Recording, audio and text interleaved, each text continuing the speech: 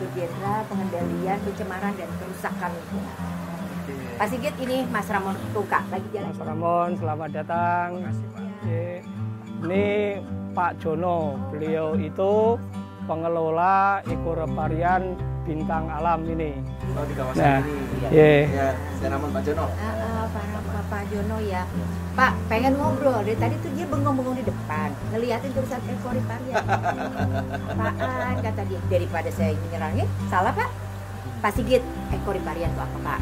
jadi ekoreparian itu adalah sebetulnya sempadan sungai, wilayah antara daratan dan sungai. Pinggiran sungai, Pak. Pinggiran sungai, transisi. Nah, ini kan satu ekosistem yang penting sebetulnya. Dan di satu sisi dia bisa menyaring semua limbah yang akan masuk ke sungai. Di sisi lain, kalau misalnya ada banjir, dia bisa berfungsi sebagai barier untuk menjaga banjir. Ini yang sehingga kita perlu menjaga ekoreparian ini. Tapi di daerah perkotaan biasanya ekorepariannya itu sudah mulai hilang tumbuh-tumbuhannya, sehingga ada yang menjadi tempat timbunan sampah, ada yang menjadi tempat bangunan-bangunan liar dan lain sebagainya. Nah, ini salah satu yang di sini adalah dulu timbunan sampah. Kita perbaiki fungsi lingkungannya. Karena ini juga ada aliran sungai, aliran dari rumah tangga yang masuk ke sungai, kita bangun IPAL untuk mengolah air limbahnya. Sehingga sebetulnya konsep ekoreparian yang dulu sebagai barier kita kembangkan menjadi infrastruktur hijau. Selain juga untuk mengkonekkan ekosistem jadi ruang publik, juga untuk mengolah air limbah. Makanya ini jadi kayak indah ya, Mas Ramon ya. Kelihatan ya. Pak, banyak yang pasti pengen ditanya Pak. Kita boleh jalan-jalan boleh nggak? Boleh, Pak Jono saya puter-puter dulu ya. Iya. Pak, makasih ya Pak. Nanti kita ngobrol lagi Pak. Iya. Lewat sini.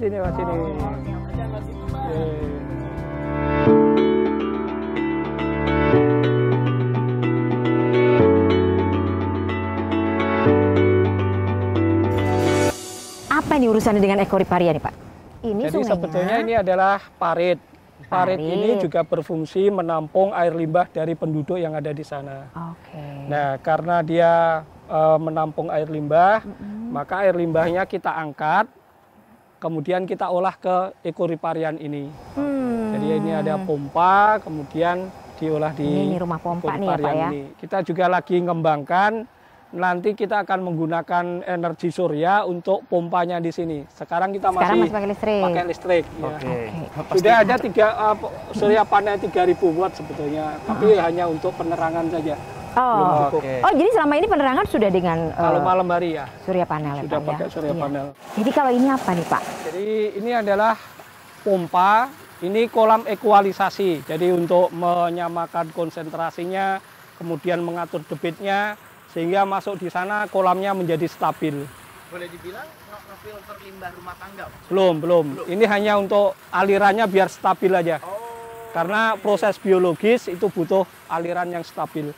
Nggak boleh terlalu bergejolak. Ya. Harus tenang hatinya gitu loh. Jadi ini prosesnya baru di sini. Ini adalah di dalamnya ada semacam yang udara itu dibuat menjadi gelembung-gelembung kecil untuk menghidupkan mikroorganisme di sini. Itu ya Pak ya, busa-busa itu ya? Betul. Mikroorganisme itulah yang akan memakan polutan bahan organik yang ada di sini. Jadi sepanjang sana digunakan udara untuk menghidupkan mikroorganisme, memberikan makanan, dan makanannya mikroorganisme adalah limbahnya. Nah, ini justru kuman-kuman yang di dalam limbah itu dimakan ternyata Mas. Ini berlangsung berapa lama Pak biasanya? Ini 24 jam. 24 jam? 24 jam, lalu ya. Mesinnya, artinya kan kita juga harus mikirin usia mesin, perawatan, maintenance-nya gimana? Ya, kalau sebetulnya pompa-pompanya kan ada di luar. Yang ada kan cuma lubang-lubang kecil untuk nanobubble itu. Nah, dia relatif tidak memerlukan perawatan yang sering karena lumpurnya nanti sebetulnya dibawa ke sana. yang mikroorganisme yang tumbuh tadi akan terbawa ke aliran di sana. Terbawa ya. Terbawa, karena ini kan dari bawah ininya aliran udaranya. Dia sekaligus untuk floating, untuk mengambangkan mikroorganisme kemudian dibawa ke sana. Ini salah satu sebetulnya yang keuntungannya kita menggunakan nanobubble itu. Selain dia ada metode lagi kan sebetulnya yang pakai activated sludge yang ada di sini gitu.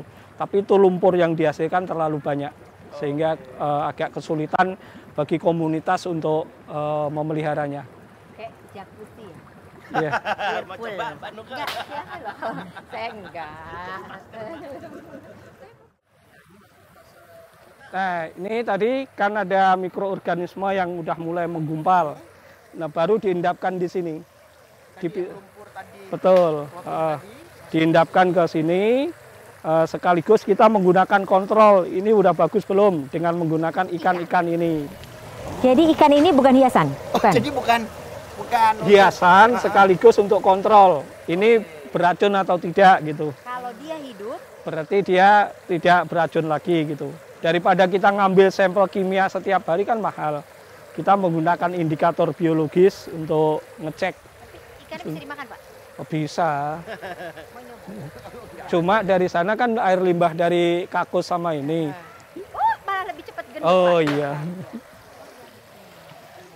Nah, kalau yang ini yang terakhir, pengendapan terakhir ya, finalnya ya. Mas, ketika udah tenang begini apa nih, Pak? Enggak, sebetulnya kalau ini kan mengendapkan dulu, lumpur-lumpurnya banyak, sehingga dia untuk keluar-keluar, biar lumpurnya juga nggak banyak di sini, maka dipisahkan menjadi dua gitu aja. Baru dibuang ke sungai lagi. Oke, jadi lebih bersih. Menjadi lebih bersih, organik BOD COD-nya menjadi memenuhi baku mutu, sehingga yang di sungai besarnya kalau dibangun banyak seperti ini akan menjadi lebih bersih. Dibangun banyak seperti ini, bukan seperti ini diperbesar ya, Pak? Enggak. Dibangun banyak. Ya, karena konsepnya kalau diperbesar itu akan yang mengelola nggak komunitas lagi. Oke. Kalau kecil-kecil di banyak, yang mengelola adalah komunitas. Jadi Ya, selain memajukan ekonomi sirkular juga, betul. manfaat sosial, manfaat Ya, ekonomi, betul. ekosistemnya juga sehat ya, Pak? Betul. Ini bisa nongkrong kan di sini? Nah, kalau bayangkan, kalau di sepanjang sungai banyak yang tempat nongkrong seperti ini, sungai akan kembali menjadi pusat peradaban lagi. Bersih. Saya tuh pengen loh dari dulu ngebayangin, sungai juga menjadi salah satu alternatif moda transportasi, Pak. Oh ya, Harusnya Indonesia bisa ya, Pak ya? bisa. Cuma memang harus selain airnya bersih, airnya juga debitnya cukup. Oke. Artinya di daerah sana juga hutannya bagus, kemudian yang air hujan dipaksa masuk ke dalam tanah, nggak langsung dibuang ke sungai. Artinya, Pak, bila kayak metode seperti ini, ekoreparian ini, yang tadi Bapak utarakan, bila ada direplikasi seperti ini, maka air yang kembali lagi ke sungai tadi Tuh. lebih bersih, Lebih bersih, dan sehat. Konsumennya juga sehat juga dampaknya ya, Pak? Iya, Oke. karena sebagian besar sungai kan digunakan PDAM. Nah, Kalau sekarang itu biaya untuk ngolah air untuk air minum kita sangat mahal karena untuk BOD, COD, TSS. Tapi kalau semuanya bersih, maka sebetulnya biaya pengolahan air untuk air minum kita juga murah. Nah, itu akibatnya ke konsumen kan juga akan menjadi lebih baik lagi. Ini udah ada di berapa kota, Pak, ekoreparian ini? Kita ada di sini saja ada sekitar 4 di area Kerawang ada 3. Kita ada di Bandung, kita ada di Indramayu, kemudian kita juga ada beberapa di Danau Toba, kemudian di Danau Batur kita juga punya. Kita perlu nih kayaknya lihat juga nih, Mas Ramon, kapan-kapan. Berarti memancing aktivitas masyarakat juga ya, Pak ya? Betul. Jadi untuk mengoperasikan pompanya ini kan perlu biaya. Ya. Maka dibuatkan semacam aktivitas masyarakat untuk mendatangkan income. Nah, ini salah satunya adalah si kafe ini. tadi. Oh, Ya. tadi kita kesini. Ini Betul. dalam kondisi tutup atau gimana Pak? Kenapa? Ada yang jual Udah es teh? mau minum ya? Puasa. Nah, ini. Sabar, ini lagi ngabuburit ya. Nanti ada es teh ya Pak ya? Ada Es teh. nanti es teh manis ada, iya. Kopi gitu. Kopi. Nah itu langsung pendapatannya buat mereka tuh Pak. Betul. Di kelompok Karang Taruna. Tadi kita ngobrol juga dengan Pak Jono. Mestinya ada juga yang untuk pendapatan dari parkir. Oh, jadi memang diinikan ya Pak ya, diberdayakan masyarakat. Saling kontribusi positif ya Pak ya. Iya, Betul. makanya tadi ada Pak Jono itu. Nanti kita Iya. pengen ngobrol juga deh Pak sama Pak Jono ya Pak ya. Ya, siap. Ya, Itu beliau orang hebat gitu. Iya pasti Pak. Ibu lagi ngapain? Lagi bersihin tanaman ini. Oh, Kunyit buat kunyit. jamu, ya. Bu, sering ngerjain kayak gini. Ya. Ngobrol dulu lah ya Bu ya sebentar Oh, iya, ya Bu iya, ya. iya, Ha-ha. Apa ini Mbak tadi? Kunyit. Kunyit. Iya, kunyit ya Bu Iya, ya. iya, Ha-ha. benar. Saya juga tadi bilangnya kunyit toh Iya, Bu. iya. Iya. Bu, sering ngerjain kayak gini-gini? Ya, bener. Nggak sering? Sering. Oh, Tiap hari. emang tugas-tugas Ibu Iya. juga. Tapi Aman. dapat pendapatan dong Bu. Alhamdulillah dapat ya. Dapat ya Bu ya. Iya, iya. Banyak yang beli. Alhamdulillah Ada banyak, ya, ada ada aja. Apalagi lagi pandemi Bu. Ya, benar. Tahu nggak, Bu? Obat.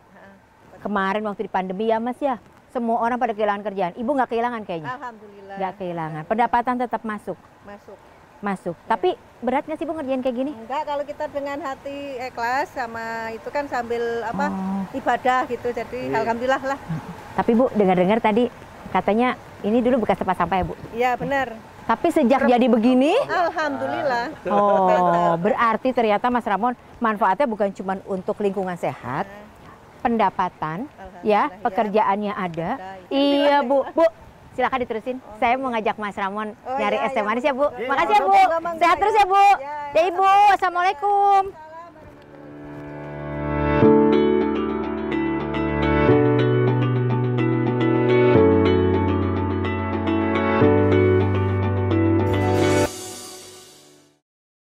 Oh, iya, Pak. Nah, ini Pak Jono. Pak Jono. Pak Jono. Pak. Oh. Iya Pak, ayo Pak. Akhirnya kita ngobrol-ngobrol Kita Pak Jono. kita ngobrol ya Pak ya sekarang ya Pak ya. Pak Jono Boleh sambil duduk duduk ya aja. Pak ya. Ha-ha. Pak, tapi ini tadi kita kan udah jalan-jalan nanyain Ekoriparian nih sama Pak Sigit. Kalau Bapak nih sebagai orang yang tinggal di sekitar sini, ada yang dirasain nggak Pak setelah adanya ini semua? Oh sangat banyak sekali ya. Hmm. Dan ini emang buat edukasi wisata. Dengan adanya ini kita bisa, masyarakat khususnya bintang alam ya sangat senang sekali. Dan kalau hari Minggu ini buat senam Ibu, sebelum puasa itu senam Di mana? di itu Area Mbak, itu ya, Fatima, Pak, ya. saya Papin Blok itu. Hmm. Jadi banyak. Dan kalau malam kafe ini emang berfungsi. Cuman kalau bulan puasanya agak sepi ya. Ya tentu ya Pak ya. Itu karena emang Jadi, puasa. Udah nyariin es teh manis soalnya Pak, kan masih tutup katanya Nanti tadi sore, ya. Pak. Iya.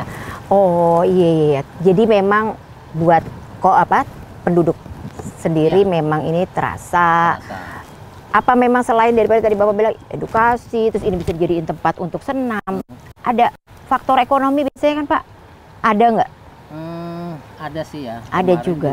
Kita udah ada hidroponik, ini habis panen, jadi saya sarankan sama ibu-ibu yang terdekat sini untuk mengambilnya saja. Jadi gratis. Jadi warga Iya. sekitar sini Nah, bila ingin membutuhkan dari tanaman hidroponik ini tinggal ngambil aja. tinggal ambil. Nah, kebetulan sekarang di Semaya jadi belum ada. Oke. Oh jadi ini uang belanja agak kurang dikit Jadi kayaknya. gimana mau jadi pindah bermigrasi? Nggak usah, tapi saya bikin hidroponik kayaknya iya. gitu ya Pak Sigit ya kayaknya ya. Tapi apa Pak Sigit kalau ngelihat kayak gini berarti kan memang program-program seperti ini sebetulnya punya dampak langsung ya ke masyarakat ya Pak ya. Jadi sebetulnya memang ada penguatan di masyarakat, kemudian ada upaya perbaikan lingkungan. Nah sebetulnya konsep inilah yang sekarang lagi digulirkan di tingkat dunia, istilahnya adalah nature based solution. Sembari kita menyelesaikan masalah perubahan iklim, masalah pencemaran, kita juga memperbaiki sosial ekonomi dan pemberdayaan masyarakat. Sekaligus sebetulnya salah satu tujuannya adalah yang tadi Ekoriparian itu juga membangun koridor habitat flora faunanya gitu. Sehingga ini ditanami, nanti ini akan ditambah tanamannya sehingga yang dulunya terfragmentasi terkonekkan antara tempat satu tempat lainnya. Jadi kalau misalnya ada hewan mau migrasi rumahnya di situ, tempat dia bertelur di situ masih bisa melewati koridor habitat itu. Artinya terintegrasi juga semuanya ya Pak ya? Betul, betul. Apalagi ini outdoor ya Pak, mau pandemi mau enggak kan kayaknya kalau outdoor tuh relatif lebih aman gitu ya Pak. Nah ini juga digunakan untuk aktivitas fotografi. Jadi sudah ada berapa Pak yang Kemarin itu tiap bulan itu rutin ada fotografer ya dari komunitas Kerawang itu. Jadi minta izin ke kita pengelola bahwa kurang lebih 20-30 orang dan ada modelnya gitu. Terus waktu itu buat prawedding ya. Jadi udah 2 kali. Oh, wah luar biasa ini ya. Bisa bikin lingkungan sehat. Lingkungan sehat. Tapi Sosial juga kan. Ternyata ada urusan sosial ekonominya ya. Kebetulan 2017 Pak Sigit ya. Itu disurvei selama beberapa tahun baru direalisasi ini, jadi alhamdulillah. Jadi orang sekarang udah nggak takut lagi, terus warga banyak yang datang, terus ini justru malah terkenal. Ada dari Bandung kemarin itu rombongan 4 orang karena katanya lihat dari YouTube. Kalau memang dulu ini adalah tempat pembuangan sampah berarti ya Pak ya. Ketika dialihfungsikan menjadi ekoparian seperti ini, lalu pembuangan sampahnya bergeser. Jadi kebetulan kita dapat bantuan dari pemerintah juga. Kita punya TPS 3R. Dari sini kurang lebih 800 meter di ujung sana. Nah, makanya dari sini nanti terintegrasi dengan TPS 3R. Kita lagi bangun jogging track. TPS 3R. Jadi harusnya dikurangi dulu ya Pak sampahnya. 3R kan? Reduce, reuse, recycle. Jadi tempat sampah itu ada memang boleh, tapi harusnya hierarkinya begitu dulu. Dipindahkan dari dibuang di sini, kemudian dimanfaatkan di TPS. Di sana diolah. Kita dapat mesin sih ya. Kita ada 3 mesin penggiling, mesin pemotong, dan kita di bank sampah berarti juga di sana. Apa ini kompensasi gitu Pak karena sudah membuat ini kemudian dikasih itu atau begitu sudah menjadi perencanaan? Bagian dari terintegrasi dengan sini. Oh iya. Ya Pak ya. Jadi masyarakat kita juga udah mulai sadar buang sampah nggak sembarangan. Yang pasti itu tadi sih. Jadi yang tadinya lewat sini takut jadi nggak takut. Betul. Gitu loh Mas Ramon. Yang tadinya buang sampah di sini akhirnya malu buang sampah. Ya nggak mungkin lah kan buang sampah udah secantik ini tempatnya gitu ya Pak ya. Mas Ramon udah lihat-lihat keliling-keliling sini. Kira-kira lu kan paling hobi pergi nih Pak.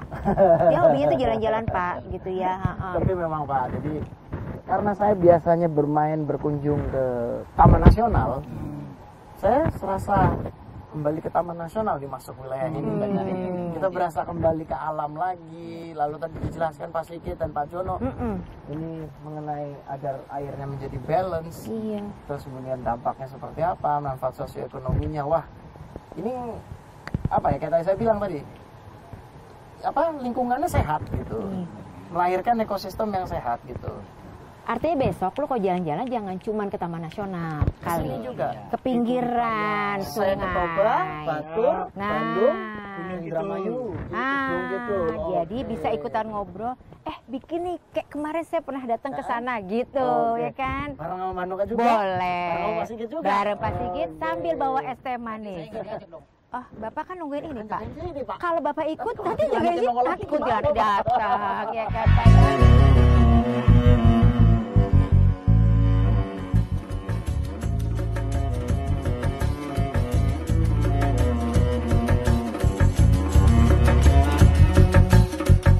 Ini kita udah mau makin sore, udah mau gelap ya Pak. Saya harus sesuai janji, saya harus ngajak Mas Ramon nyari es teh manis dulu nih Pak ya. Baik, Sobat Hijau dimanapun berada, itulah tadi kita udah ngobrol ya soal ekoriparian. Tentunya mudah-mudahan bisa menambah lagi informasi-informasi baru buat teman-teman Sobat Hijau yang ada dimanapun. Mau yang di bantaran sungai juga tinggalnya ataupun yang di perkotaan sekalipun, karena ini tuh juga sebetulnya ada di dalam kompleks perumahan.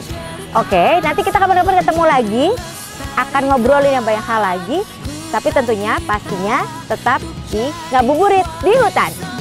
Bye, assalamualaikum warahmatullahi wabarakatuh.